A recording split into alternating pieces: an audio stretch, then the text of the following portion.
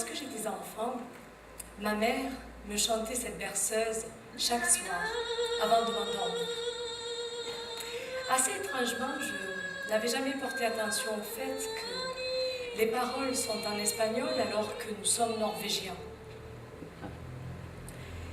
Ma mère disait que cette berceuse est dans notre famille depuis notre arrivée ici, à Elgoa, il y a très longtemps. Nos ancêtres ont émigré d'Espagne pour la Norvège des siècles auparavant. Et ils se sont installés sur cette petite île où j'ai passé la quasi-totalité de mon enfance. C'est sans doute pour cela que les membres de ma famille ont tous les yeux sombres, les cheveux noirs et le teint mat, ce qui nous différencie vraiment de nos compatriotes norvégiens blonds au teint clair. Alors que je grandissais dans ce désert aux longs et sombres hivers, et aux journées d'été où le soleil ne se couche pas, j'étais loin d'imaginer que cette berceuse allait se révéler être l'une des clés de l'identité de ma famille.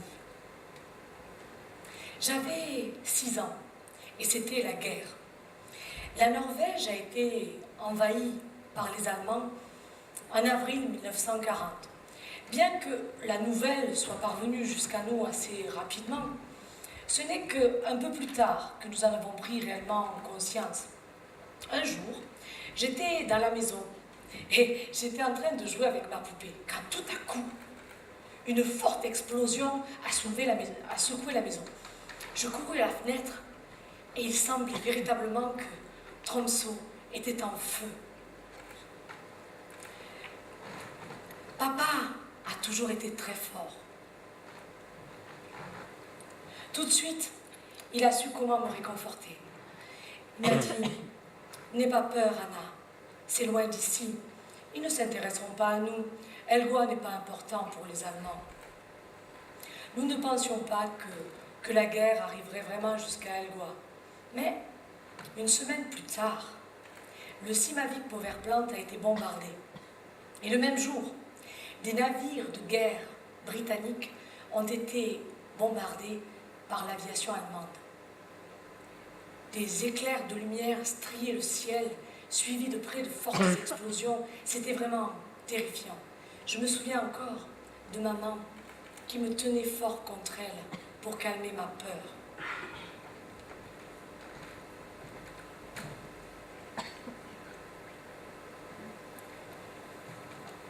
Des avant-postes allemands étaient dispersés dans tout le nord de la Norvège pour se prémunir contre l'invasion des soviétiques et combattre la résistance.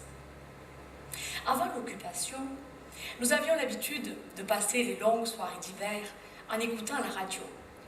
Mais les radios ont été confisquées. Il n'y avait plus de journaux non plus, ni d'autres sources d'informations provenant de l'extérieur. La seule exception était un journal illégalement publié par la résistance.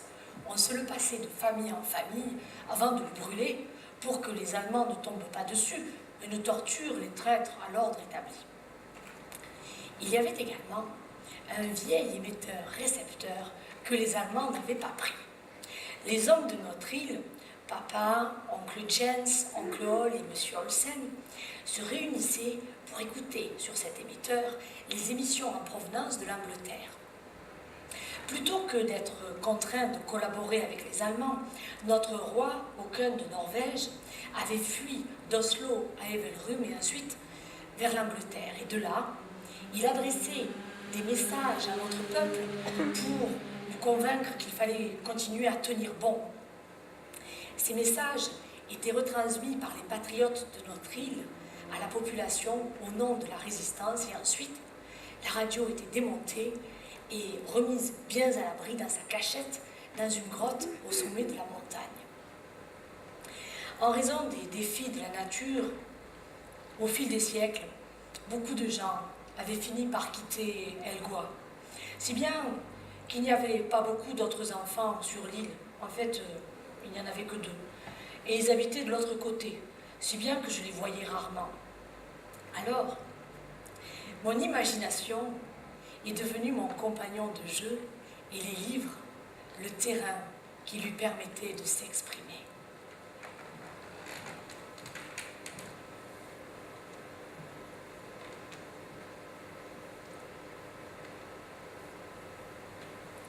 En raison de mon héritage ancestral, je m'imaginais en princesse espagnole, vivant dans un magnifique château, entouré de toréadors, de toreros et de chevaliers en armure montés sur de magnifiques chevaux. Dans mon monde imaginaire, les histoires de mes livres de contes devenaient vivantes. Peu à peu, mes rêveries de la journée se reportaient dans mes rêves nocturnes. J'étais en Espagne, l'Espagne des siècles passés. Lorsque je m'éveillais, je racontais mes rêves à mes parents. Parfois, mes rêves étaient merveilleux. Mais parfois, ils étaient terrifiants.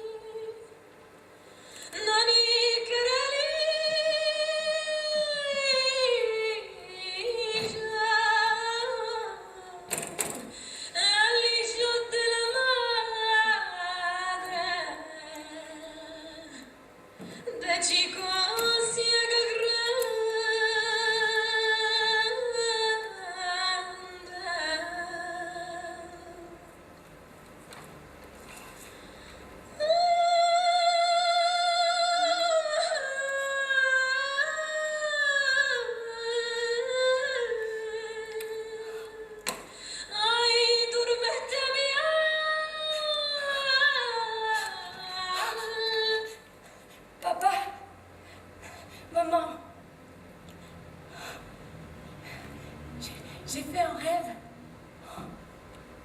Oh, on aurait dit que nous étions il y a très longtemps. C'était en Espagne et nous nous promenions dans un parc au cœur d'un château fort. C'était un château comme dans tes livres d'images d'Espagne, papa, sauf que celui-là avait l'air neuf. Nous étions habillés différemment aussi. Toi, papa, tu avais une longue robe noire avec une barbe. C'est étrange parce que tu n'as pas de barbe. Et maman, elle avait une belle grande robe et un chapeau fixé sur le sommet de la tête avec un voile qui pendait sur le côté. Et moi, j'avais une magnifique robe de princesse. Elle était très très chouette. Même j'aimerais en avoir une comme ça parce qu'elle était très jolie. Et même j'aimerais bien habiter dans un château comme ça. C'était très beau. Mais tout à coup, le rêve a changé.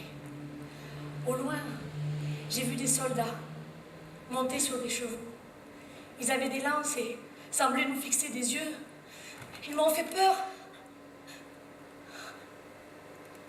Et puis, nous nous sommes trouvés dans un autre endroit. C'était comme une sorte d'église. Moi, je ne suis pas sûre que ça n'était une. Dans cette église-là, maman et moi, on était sur un balcon et on te regardait depuis en haut. En bas, il y avait toi, papa, et puis d'autres hommes, oncle Jens, oncle Hall, monsieur Olsen, tous habillés avec ces longues robes noires et des châles blancs que vous portiez sur les épaules ou sur la tête. Et vous entouriez un homme qui lisait sur un grand rouleau manuscrit qui avait l'air très ancien. Et tous, vous vous balanciez d'avant en arrière, comme ça. C'est bizarre comme rêve, hein? Papa a pris la chose en riant. Ainsi, Anna, ton papa se balançait d'avant en arrière comme un cheval à bascule. Et oui, papa, et même tous les autres hommes faisaient ça. Et alors, le plus étrange, c'est que maman et moi, on trouvait ça normal. Même, on se disait qu'on était très bien dans cet endroit. Lise et ma petite Anna pourraient-elles voler? Oui. Fais-moi tourner encore, papa.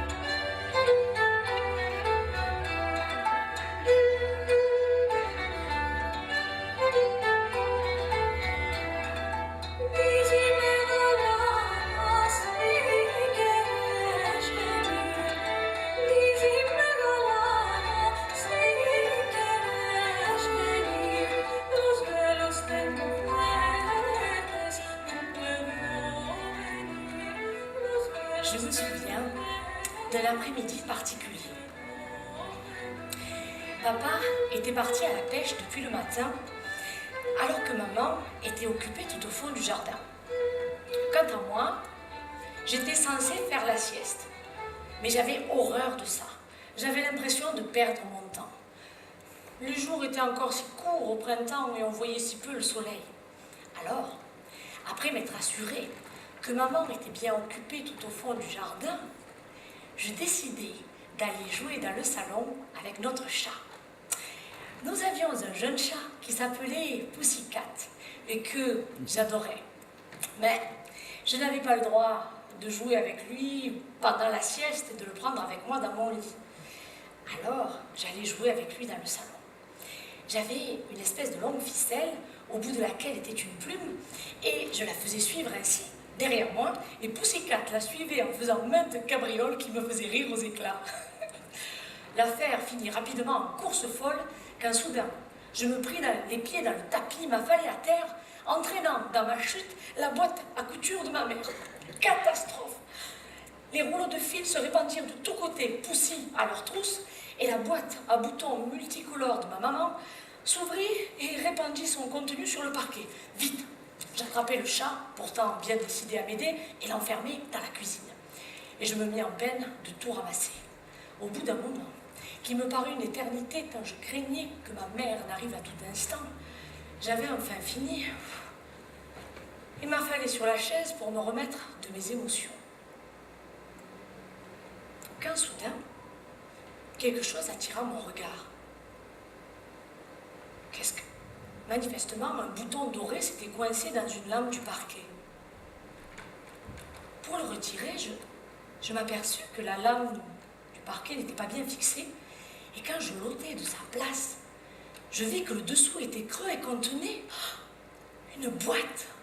Oh, comme elle était belle, comme elle avait l'air ancienne, on aurait dit un véritable coffret à trésors. Que pouvait-elle contenir? J'essayais de l'ouvrir, mais en vain. Avec mes petites mains, je cherchais au fond de ma cache pour voir s'il n'y avait pas la clé, mais elle n'était pas là. Je la secouai pour me faire une idée de son contenu et le léger bruit qu'elle fit ne fit qu'attiser davantage ma curiosité. Oh, c'est certain. Elle devait contenir un véritable trésor. Oh, qui sait, peut-être des pierres précieuses ou des bijoux venus d'Espagne. J'en étais là de mes réflexions quand soudain j'entendis des pas glisser sur le parquet. Ma mère était de retour. Vite, je remis la boîte en place, la latte, le tapis, et je filai me coucher dans mon lit. Manifestement, ma mère ne s'aperçut de rien. Lorsqu'elle arriva, elle me trouva profondément endormie. Simplement, le soir, au souper, je notais que dans sa conversation avec mon père, elle s'étonnait d'avoir laissé le chat enfermé dans la cuisine, alors que restait sur la table les restes du repas. Heureusement, Poussy, fort bien élevé, n'avait touché à rien. Néanmoins, à compter de ce jour, je ne voyais plus ni l'heure, ni le moment de me retrouver seule pour aller voir à nouveau cette fameuse boîte, en chercher la clé et qui sait, en percer le mystère.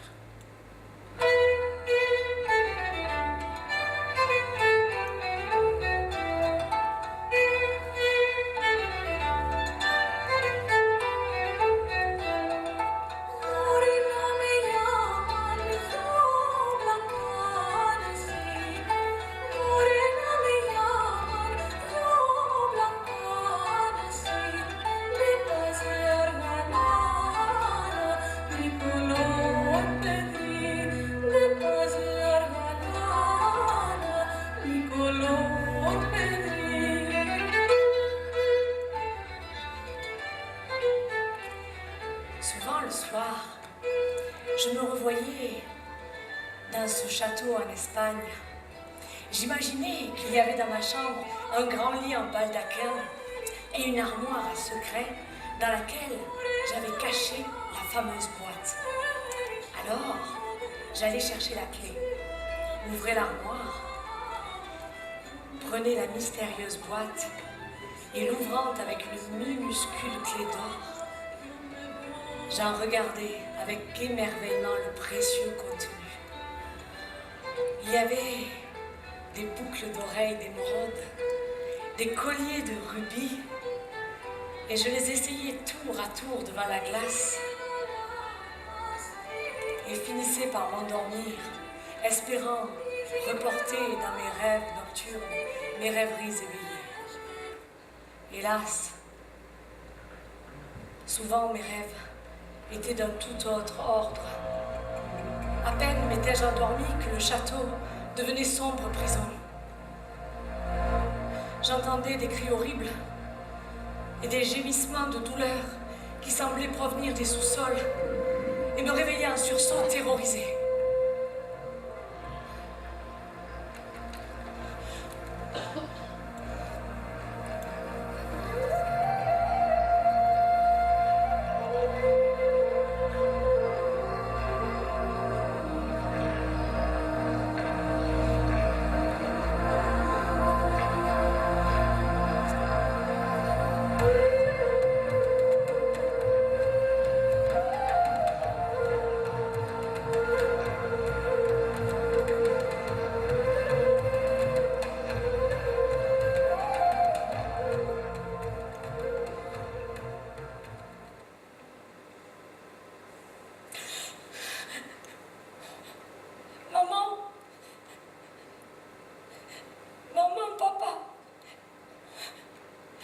J'ai fait un rêve terrible.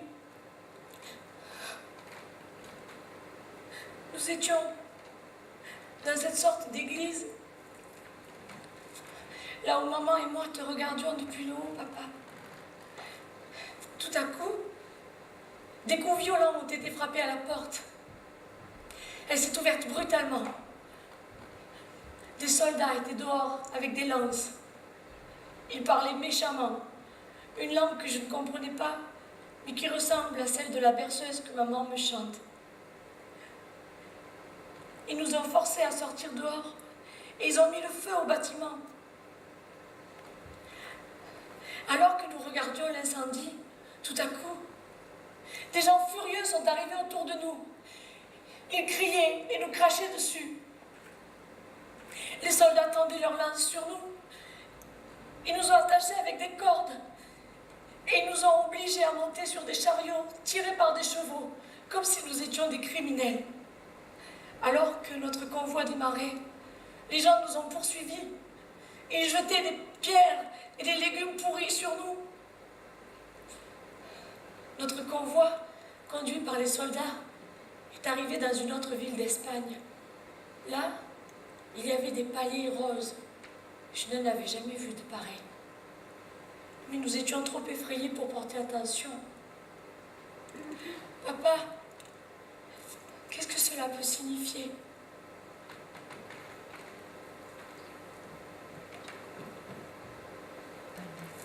Papa garda le silence un moment et puis il m'attira contre lui pour me donner un gros câlin. Nous ne savons pas toujours comment le Tout-Puissant fonctionne, Anna, mais il me semble qu'il veut te dire, et peut-être à nous aussi, quelque chose.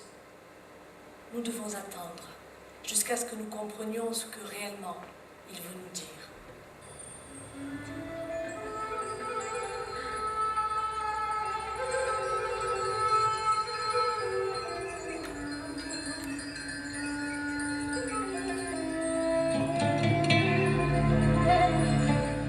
Mes parents étaient des gens craignant Dieu. Souvent, lors des sombres soirées d'hiver, papa aimait nous raconter des histoires de la Bible. Je m'asseyais à ses pieds et nous discutions autour du texte lu. Les histoires préférées de papa étaient celles de Moïse, Abraham, Jacob et ses fils. À partir du moment où j'ai commencé à faire ces rêves, papa a commencé à me raconter des histoires de personnages de la Bible qui, eux aussi, avaient eu comme moi des rêves ou des visions. C'est ainsi qu'il m'a raconté l'histoire de Joseph, le fils préféré de Jacob. Comment Joseph reçut de Dieu des rêves prémonitoires qui se réalisèrent des années plus tard. Comment aussi Joseph reçut l'interprétation du Tout-Puissant des rêves du grand pharaon d'Égypte. À partir de ce moment-là, je me demandais ce que mes rêves pouvaient signifier et s'il pouvait s'agir pour nous d'un avertissement quelconque. Un jour, je surpris une conversation entre mes parents qui confirma ce pressentiment. Ma mère parlait d'une voix inquiète. « Erling, crois-tu que ces rêves puissent être un avertissement pour nous ? » Je ne sais pas. Crois-tu vraiment que ce qui s'est passé il y a des siècles puisse se reproduire encore aujourd'hui ? Nous sommes ici en Norvège, nous sommes bien intégrés. Nous ne sommes à charge de personne. Beaucoup des nôtres sont à la tête d'industries, d'un savoir-faire unique. Ils ont besoin de nous. Pourquoi nous détruiraient-ils ? Ma mère semblait à la fois terrifiée et en colère. Pourquoi ? Pourquoi l'ont-ils fait autrefois ? Pourquoi tout ce mal fait à nos ancêtres gratuitement ? Avait-il des raisons alors ? Mon père semblait essayer de vouloir la calmer. Je ne sais pas, chérie. C'était une autre époque. Je ne suis pas aussi confiante que toi, Erling. Notre enfant est un cadeau du Tout-Puissant. Nous devons la protéger. Chérie, tu ne dois pas avoir peur. La guerre ne durera pas toujours. C'est une affaire de quelques mois et puis tout redeviendra comme avant. J'allais me coucher avec un sentiment étrange. Au fond de moi, il me semblait bien que ma mère avait raison, mais je ne savais pas vraiment de quoi elle parlait.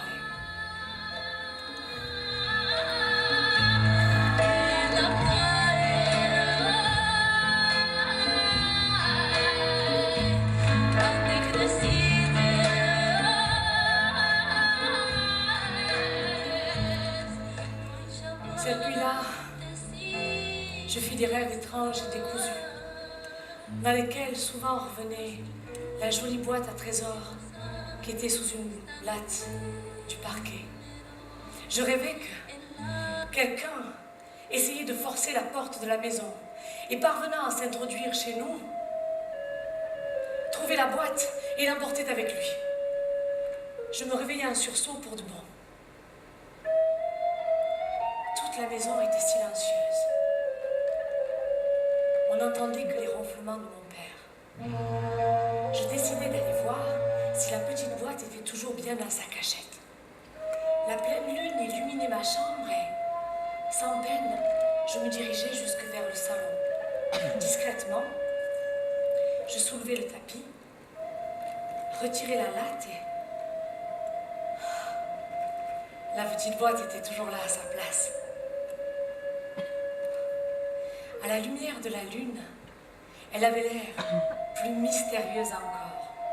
Si mystérieuse que je me mis à rêver tout éveillée.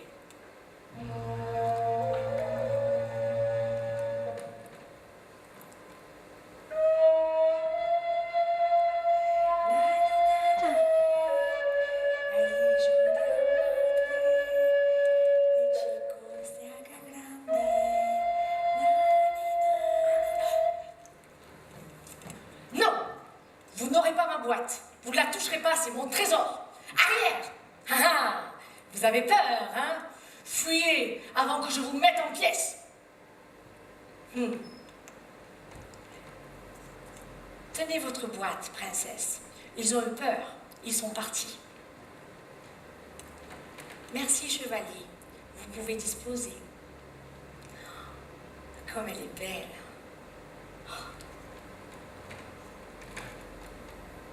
Et ces dessins dessus, on dirait que cela raconte une histoire.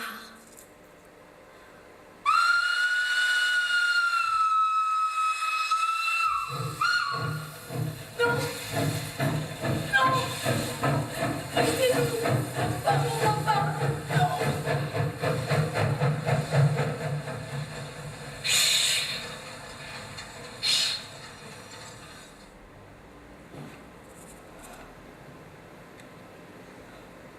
Tu as pu la calmer, Erling? Oui.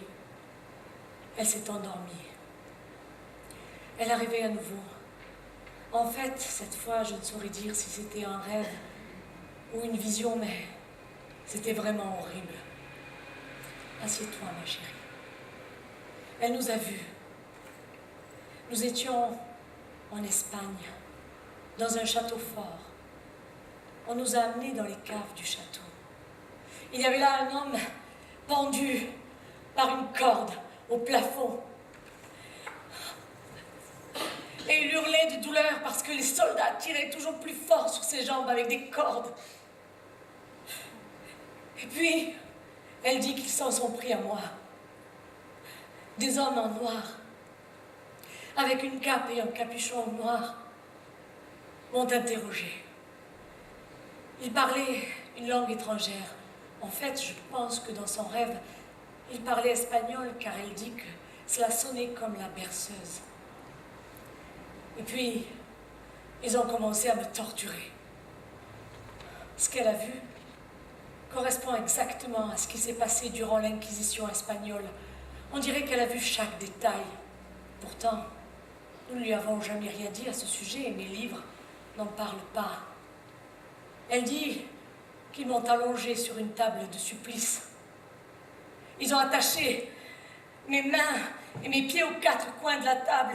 Ils tiraient toujours plus fort avec des cordes. Elle dit qu'elle pouvait entendre mes cris et que d'autres personnes étaient torturées comme moi, partout dans le sous-sol, par ces hommes en noir.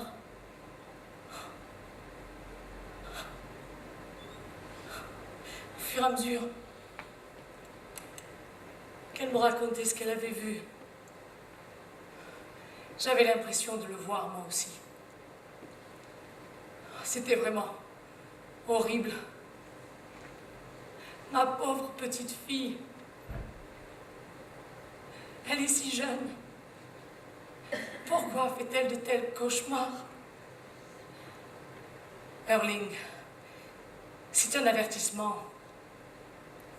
Tu ne veux pas voir la réalité en face. Tu crois que tu t'en sortiras toujours, mais elle ne nous aime pas. Tu vois, nous avons pu garder le secret jusqu'à présent, mais elle a trouvé la boîte. Qui sait ce qui arrivera si elle en parle à quelqu'un? Je lui ai dit de n'en parler à personne. Est-ce que tu l'as cachée ailleurs? Oui, là où elle est, elle ne la trouvera plus, mais Erling, nous devons partir.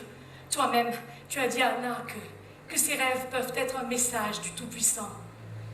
Tolsen, le boutiquier, est un collaborateur, et Jensen aussi. Il pourrait leur dire et nous faire prendre. Nous serions alors déportés ou tués. Je pense que nous devons partir rapidement. Si nous fuyons, ils partiront à notre recherche. Et s'ils nous trouvent alors, ce sera pire pour nous. Je pense que nous devrions attendre et espérer pour le meilleur. Je crois au contraire que nous devrions prier, comme Joseph l'a fait, pour savoir ce que réellement le Tout-Puissant veut nous dire. Peut-être même provoquera-t-il un événement pour t'ouvrir les yeux.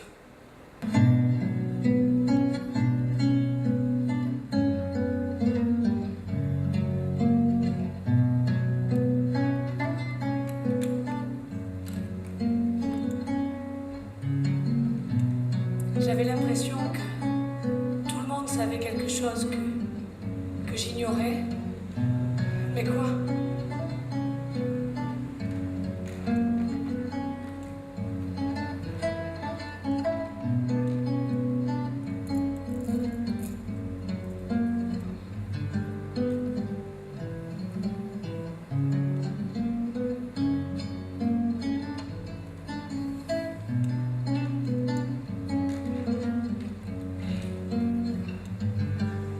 Et puis, un événement décisif s'est produit.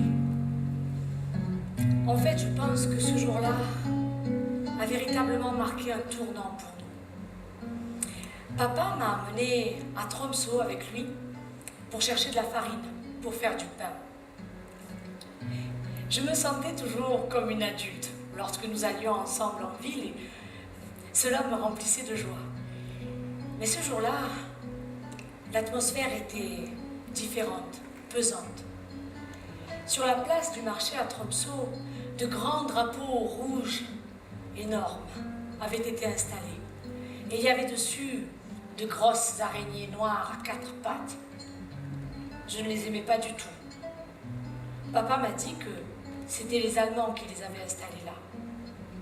Tout autour de nous, les gens marchaient vite, tête baissée, sans se regarder. On aurait dit que tout le monde avait peur. Il semblait que quelque chose de terrible venait juste de se passer. Et puis soudain, au détour d'une rue, nous avons vu un camion de l'armée allemande. Des soldats entouraient un petit groupe de personnes. Comme nous approchions, nous avons vu que les gens que les soldats avaient arrêtés portaient tous une étoile jaune à 6 branches. Certains avaient des valises auprès d'eux, d'autres étaient en sang, comme s'ils avaient été battus. Tout à coup, 2 des soldats se sont éloignés du groupe pour arrêter d'autres personnes de l'autre côté de la rue. Mon père a profité de la confusion momentanée pour s'approcher de l'un des hommes blottis dans le groupe. Il lui a dit « Viens, Chaim, je vais t'aider. » Mais l'homme a regardé mon père d'un air effrayé et lui a dit « Pars, Erling, pars, ne te laisse pas prendre. » Un soldat allemand est arrivé, il nous a parlé durement et nous a repoussés. Mon père a gardé les yeux fixés dans les yeux de l'homme un instant. Avec sympathie, il lui a dit « Dieu soit avec vous. » Puis, il me prit par la main, il m'entraîna loin de la scène. Alors que je tournais la tête en arrière, je vis que les soldats forçaient ces gens à monter dans les camions à coups de crosse de fusil. Je voulus poser une question, mais mon père me serra la main fort pour m'intimer le silence. Nous sommes entrés dans une boutique voisine. Immédiatement, M. Tolfsen, le boutiquier, nous a lancé un regard étrange. Tu as vu ces juifs qu'ils ont arrêtés, Erling? Tu les connais? Mon père répondit « Je ne sais pas ce que tu veux dire. » Et il serra fort ma main pour que je ne dise rien. Mais l'homme insista. « Mais je suis sûre que je t'ai vu leur parler. Comment se fait-il que tu les connaisses? » Mon père répondit quelque chose comme « Excuse-moi, mais j'avais la tête ailleurs. Je ne sais pas de quoi tu veux parler vraiment. » Quand nous sommes sortis de la boutique, mon père m'entraîna le plus vite que possible jusqu'au bateau pour retourner à l'île. Il restait silencieux. Au bout d'un moment, j'osai enfin lui poser une question. « Papa, pourquoi est-ce que ces gens ont été arrêtés? » « Tu ne dois pas dire un mot, Anna, c'est compris? Tu ne dois parler à personne de ce que tu as vu aujourd'hui à Tromsø, à personne. C'est la guerre, et les gens font des choses terribles pendant une guerre. » Papa, qu'est-ce que ces gens avaient fait? Ils n'avaient rien fait. Ils étaient innocents. Je les aurais aidés si j'avais pu, mais il n'y avait rien que je puisse faire pour eux. Si j'avais essayé, ils nous ont ramenés avec eux, toi et moi. Papa, pourquoi est-ce que l'homme dans la boutique, il t'a parlé d'eux? Les gens sont curieux, c'est tout.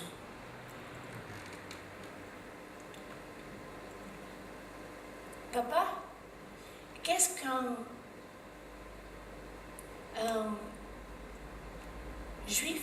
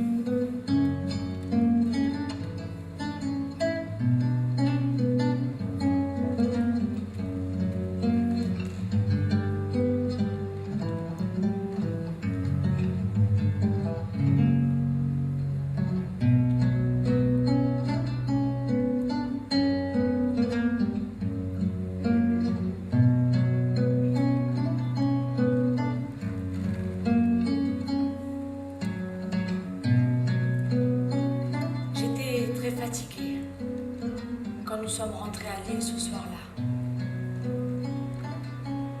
J'ai rêvé que nous étions entassés dans des wagons.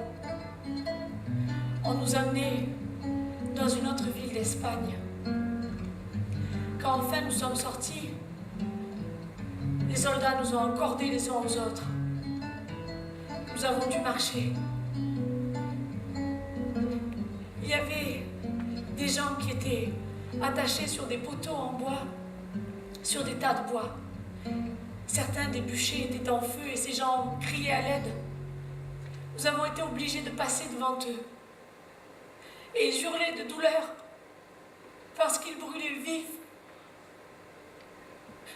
Les gens que j'ai vus dans mon rêve m'ont rappelé ce que j'ai vu sur la place du marché à Tromsø.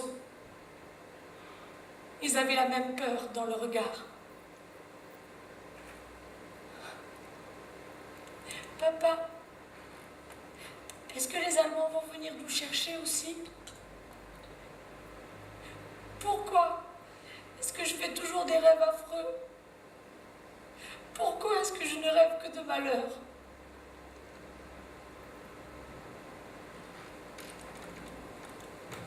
Viens, Anna. Est-ce que tu veux que je lise pour toi? Oui, papa. Le Tout-Puissant est notre refuge et notre force, une aide sûre qui ne manque jamais dans la détresse. Aussi, nous n'avons pas peur lorsque la terre est ébranlée, lorsque les montagnes chancellent au cœur des mers, nous ne craignons rien. Lorsque les flots rugissent, se soulèvent et écument jusqu'à faire chanceler les montagnes. Papa, c'est exactement ce que je ressens à cause de ces rêves. C'est comme si j'étais prise dans une avalanche, entraînée par une force irrésistible.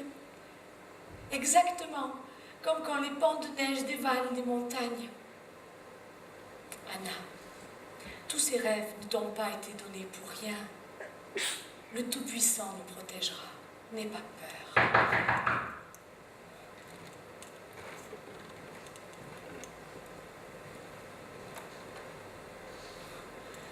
C'était oncle Hall. Que fais-tu, Anna, debout à pareille heure? Elle a encore rêvé, Hall. Mais toi-même, que viens-tu faire ici à cette heure de la nuit? Papa entraîna maman et oncle Hall dans la salle de couture et ferma la porte. Je pouvais les entendre parler. Nous savions que Tolfsen, le boutiquier, est un collaborateur. Mais maintenant, ils sont, on va dire, partout, que tu as parlé à ces Juifs sur la place de Tromsø que les Allemands avaient arrêtés. Il dit même que tu aurais essayé de les aider. Il dit que tu es comme eux.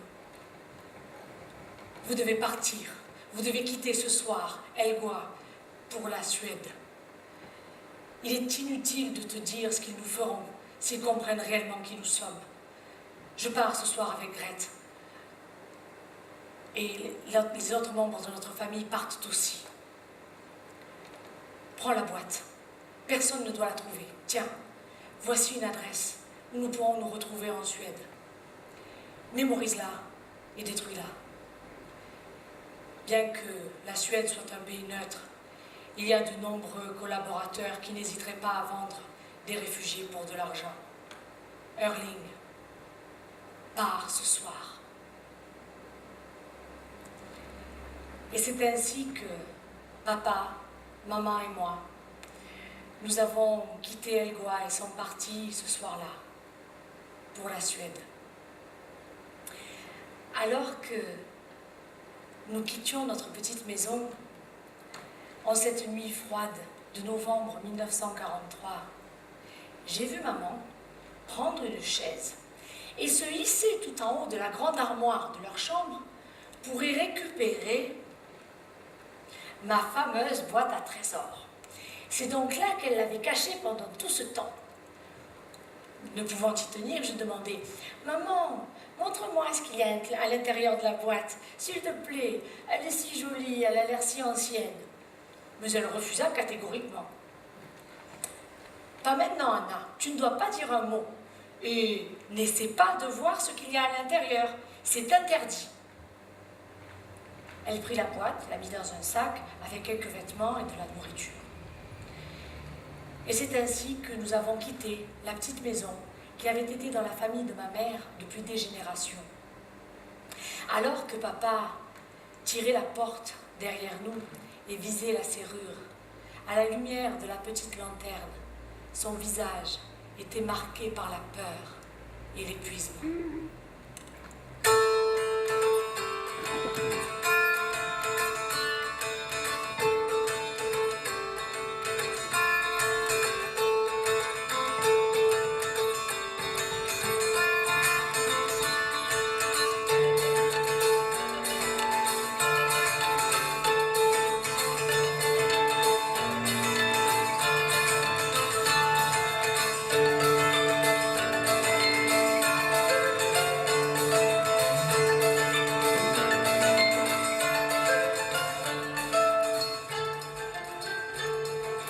À la lumière de la lune et des étoiles, papa a conduit notre petit bateau jusqu'à Lenagen, sur le continent. De là, nous avons gagné Tromsø à pied et nous avons pris un bus pour Norgesbotten, une petite ville près de la frontière suédoise. Lorsque nous y sommes arrivés, il faisait encore nuit et cela a été une bonne protection alors que nous traversions la frontière. De plus, il ne s'est pas trouvé un seul policier ou soldat allemand pour prendre le bus ou nous voir, alors que nous traversions la frontière, ce qui était inhabituel.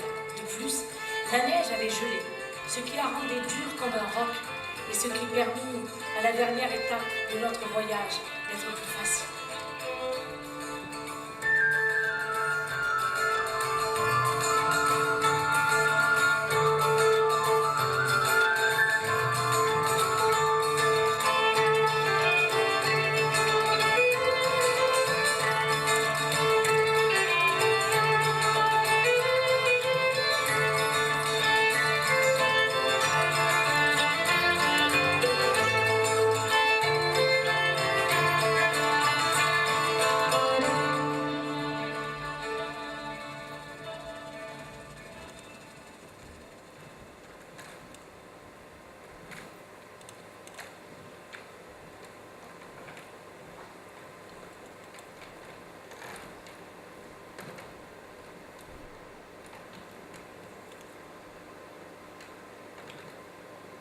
Grâce à l'armée du salut, nous avons trouvé un logement dans le petit village de Bellstastugan, en Suède, où nous avons pu passer le reste de la guerre. Grâce au contact que nous avait donné Oncle Hall, nous avons pu être réunis aux autres membres de notre famille. Curieusement, pendant tout le temps que nous sommes restés en Suède, je n'ai pas fait un seul rêve. Mais je n'arrivais pas à chasser de ma tête la fameuse et mystérieuse boîte à trésors que ma mère avait jugée assez importante pour l'emmener pendant tout ce voyage avec nous. Quel trésor extraordinaire pouvait-elle contenir pour que ma mère, toujours si douce, m'interdise de regarder ce qu'il y avait à l'intérieur ou d'en parler à qui que ce soit? Évidemment, régulièrement, je ne pouvais m'empêcher d'insister. « Maman, montre-moi ce qu'il y a dans la boîte. Laisse-moi la voir, s'il te plaît. » Mais la réponse était invariablement la même. « Pas maintenant, Anna. Plus tard, un jour tu sauras. Mais pour l'instant, n'y pense même pas. N'y pense même pas. » Comment ne pas y penser? C'était même ma préoccupation essentielle. Dès que j'avais un instant où je me retrouvais seule, je la cherchais partout. Un jour, j'ai même escaladé une grande armoire pour voir si d'aventure ma mère ne l'aurait pas cachée dessus, comme lorsque nous étions à Elgois, peine perdue. Ma mère l'avait placée à un endroit hors de ma portée, dans la mesure où sur ce sujet-là, elle ne me faisait qu'une confiance limitée. On la comprend. Avec le temps, je n'y pensais plus et je me consolais en me disant qu'un jour, Quand je serai grande, je saurai sûrement. Et puis, un jour enfin, la fin de la guerre arriva et nous sommes rentrés chez nous.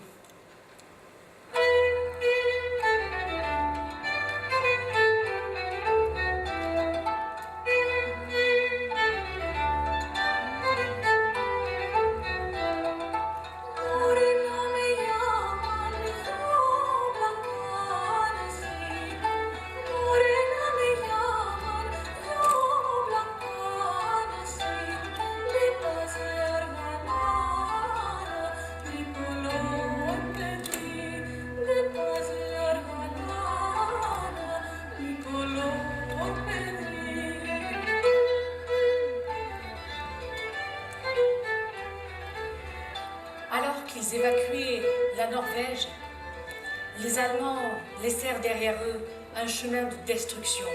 Ils brûlèrent toutes les villes et les villages du nord de la Norvège. Assez étrangement, notre petite maison et celle des membres de notre famille étaient restées debout. Mais elles avaient été cambriolées et vidées de tout ce qui avait quelque valeur. Et en fin de compte, la vie de retour sur l'île était plus difficile encore que pendant l'occupation. Oh, non pas tellement à cause du climat difficile ou du manque de nourriture, non. À cause de la haine et de la suspicion de nos voisins. Cela était vraiment intolérable. Et je sentais que cela affectait aussi profondément mes parents.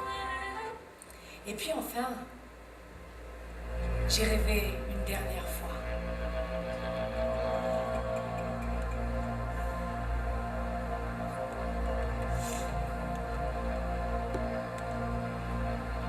Papa? Maman? J'ai fait un rêve. Nous étions avec maman sur un quai en Espagne. Nous étions avec beaucoup d'autres gens et nous attendions un bateau. Il y avait des vieillards avec des longues robes noires comme papa. Mais papa n'était pas là.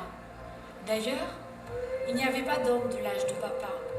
Il y avait seulement des vieillards, des jeunes gens, des femmes et des enfants avec quelques valises debout sur les quais. Dans mon rêve, toi, maman, tu avais la jolie boîte à trésors que tu as emmenée avec nous en Suède. On aurait dit que nous attendions un bateau qui devait nous emmener quelque part, mais je ne savais pas où. Il semblait que c'était il y a très longtemps et nous quittions l'Espagne. C'était si réel que quand je me suis réveillée, j'avais l'impression que j'étais encore là, debout sur ce quai. Papa et maman se regardèrent en état de choc. Papa me demanda de rester là et il entraîna maman dans la salle de couture et il ferma la porte. Je les entendais chuchoter, ils argumentaient mais ils ne se disputaient pas. Maman disait « Je pense que nous devrions attendre jusqu'à ce qu'elle soit plus âgée. Ça serait trop pour elle si nous lui disons maintenant. » Mais papa répondait « Elle devra savoir un jour. » Finalement, la porte s'ouvrit et papa me tendit un siège. Je me sentais comme une vilaine fille prise en flagrant délit de quelque faute. Mais bientôt, mon inquiétude disparut lorsque je vis le sourire de maman et l'étincelle qui brillait dans ses yeux. Manifestement, il ne m'en voulait pas. Et puis, je l'ai vue, là, posée sur la table, juste en face de maman. Elle était là, la fameuse boîte à trésors. Je n'en croyais pas mes yeux. Maman, c'est la boîte à trésors que tu as emmenée avec nous en Suède? Est-ce que... Oui, Anna, cette boîte est très spéciale. Elle m'a été donnée par ton arrière-arrière-grand-mère, celle qui nous a appris la berceuse. Cette boîte est dans notre famille depuis 500 ans. En fait, c'est tout ce qui nous reste de notre famille en Espagne.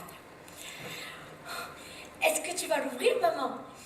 Je ne pus m'empêcher d'essayer de l'attraper, mais ma mère la repoussa loin de moi, hors de ma portée. D'abord, Anna, je dois te raconter une histoire. L'histoire de notre famille que nous avons tenue secrète depuis notre arrivée ici à Elgoa. Nos ancêtres nous ont raconté que 500 ans auparavant, ils ont quitté l'Espagne. Ils espéraient gagner l'Afrique du Nord où beaucoup de réfugiés d'Espagne étaient partis. Mais il n'y avait pas de navire en partance pour cette direction. Cela s'est passé pendant les temps de dure persécution qu'on appelle l'Inquisition. Beaucoup, à cette époque, se tenaient sur les quais de Séville, espérant prendre le premier bateau qui les amènerait vers un lieu sûr. Mais les soldats tuaient tous ceux qui voulaient fuir l'Espagne. En fait, Anna, nos ancêtres ont vécu exactement tout ce que tu as vu dans tes rêves. Ils ont été durement persécutés. Certains ont été torturés, d'autres brûlés sur des bûchers, en sorte qu'à la fin, s'alignaient sur les quais de Séville uniquement les vieillards, les femmes et les enfants. Enfin, il fut dit qu'un navire en partance pour l'Europe du Nord, avec pour destination finale la Norvège, avait accosté sur le port encombré de Séville. Avec leurs dernières ressources, les nôtres achetèrent un billet et ils embarquèrent enfin sur ce bateau. Mais lorsqu'ils arrivèrent sur les côtes de Norvège, il leur fut interdit de débarquer. Personne ne voulut accueillir les réfugiés. Ils essayèrent de débarquer à Alesund, Bergen, Kristiansand, Trondheim, la ville de la grande cathédrale, mais cela leur fut interdit. En fin de compte, ils ont débarqué dans l'extrême nord du pays, ici, à Elgoa. Mais il s'est trouvé parmi notre peuple des hommes et des femmes assez résilients pour être capables de s'adapter. Ils réunirent ce qu'ils purent pour survivre, partirent à la pêche pour se nourrir, des huttes furent construites et la vie repartit. Cette histoire de notre peuple a été conservée secrète parmi nous jusqu'à ce jour pour éviter d'autres persécutions. Mais, papa, pourquoi est-ce que les gens veulent nous persécuter? Te souviens-tu, Anna, de ces gens que nous avions vus sur la place de Tromsø, qui avaient été arrêtés? Ils portaient une étoile jaune. Oui, papa, mais tu m'avais interdit d'en parler. Nous pouvons parler à présent. La guerre est finie et les Allemands sont partis. Ils avaient été rassemblés pour être emmenés en camp de concentration où ils sont probablement morts. Mais pourquoi, papa? Eh bien, parce qu'ils étaient juifs. Mais qu'est-ce que cela a à voir avec nous? Eh bien, Anna, parce que nous sommes juifs. Nos pères, ici à Elgoa, ont dit à chaque génération que nos ancêtres en Espagne étaient juifs maranes, comme les Espagnols les appelaient. Mais ils nous ont recommandé de conserver cette identité secrète pour éviter d'autres persécutions, ce que nous avons fait. Mais ce secret était lourd à porter. Vois-tu, Anna, nous sommes ici en Norvège depuis des générations. Nous sommes parfaitement intégrés. Nous vivons comme des Norvégiens. Et parfois, ta mère et moi, et même les autres membres de la famille, nous aurions vraiment voulu oublier pour toujours qui nous sommes réellement. Mais au travers de tes rêves, le Tout-Puissant, Hachem, comme nous l'appelons, nous a rappelé que on ne peut échapper à notre héritage, ni à ce que nous sommes réellement, et qu'au contraire, nous devons l'assumer, même si la souffrance de notre peuple est indicible. Alors, nous avons parlé avec ta mère et avec tante Anne et oncle Hall. Et nous sommes tous d'accord sur le fait que c'est à toi que devrait revenir la boîte, pour la transmettre à la génération future, puisque c'est grâce à toi et à tes rêves que notre famille a été sauvée.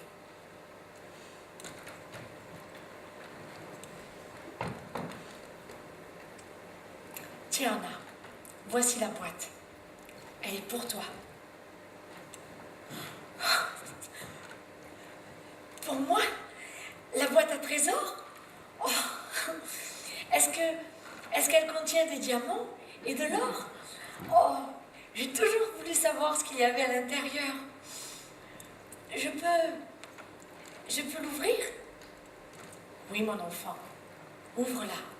Papa me tendit une petite clé.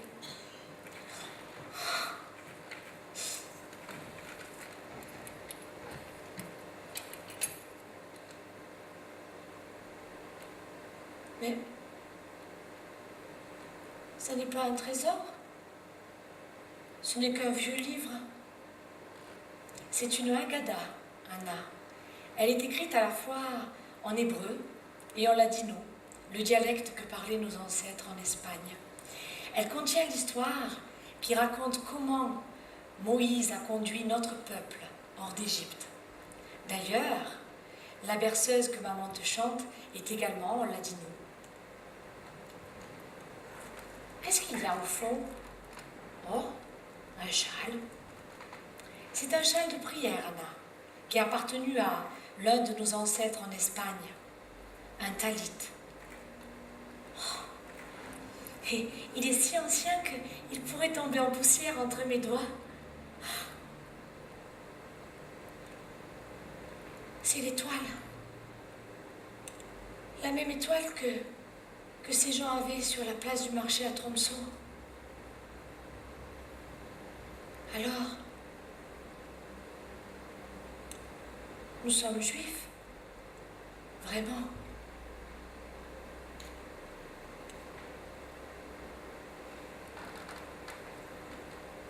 Nanina.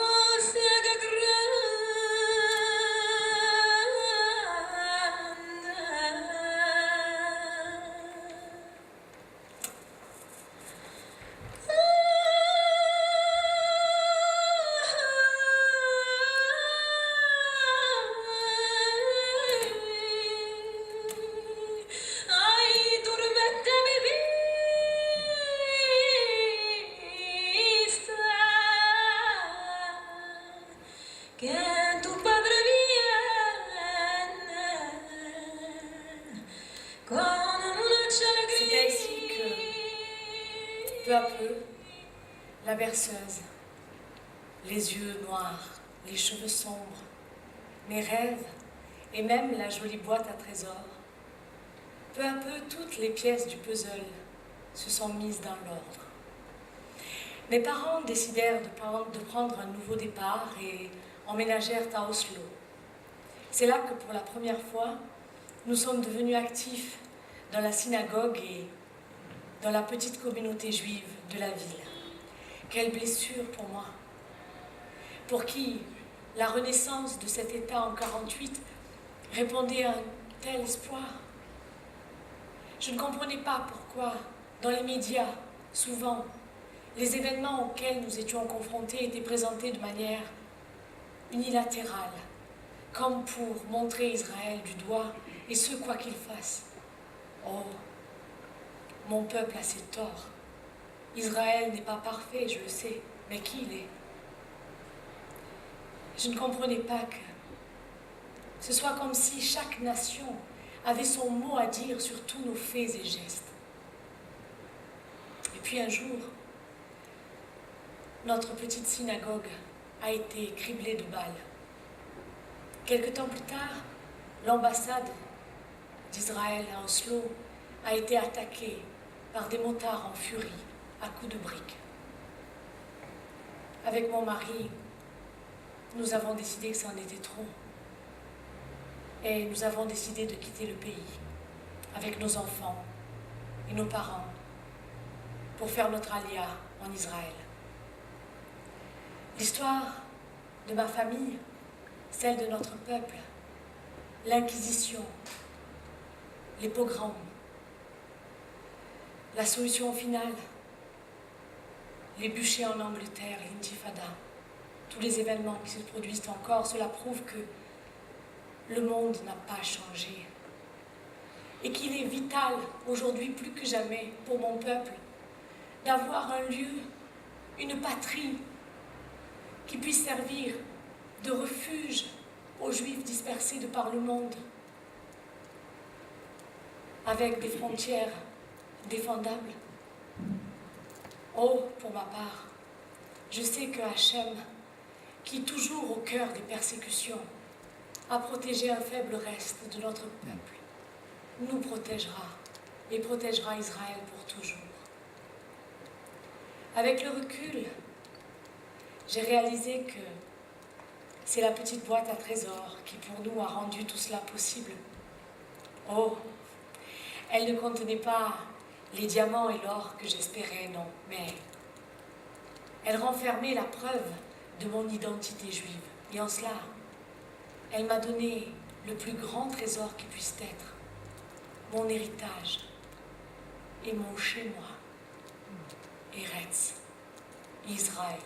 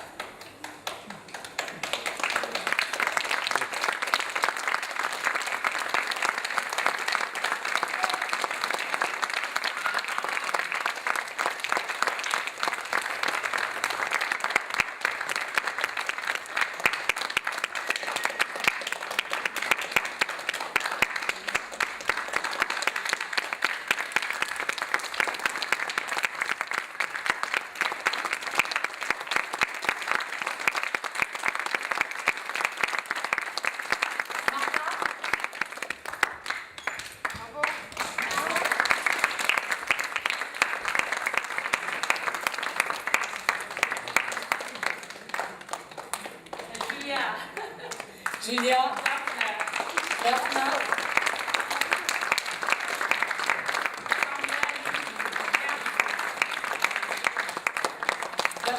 ici, en projection, Samuel et Luc à la technique.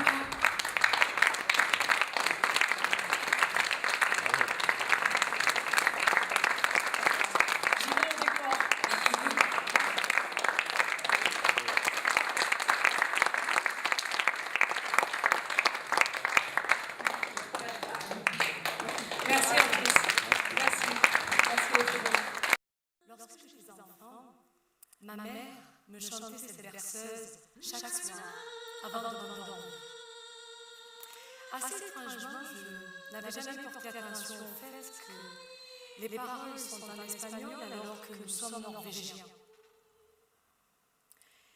Ma mère disait que cette berceuse est dans notre famille depuis notre arrivée ici, à Elbois, il y a très longtemps. Nos ancêtres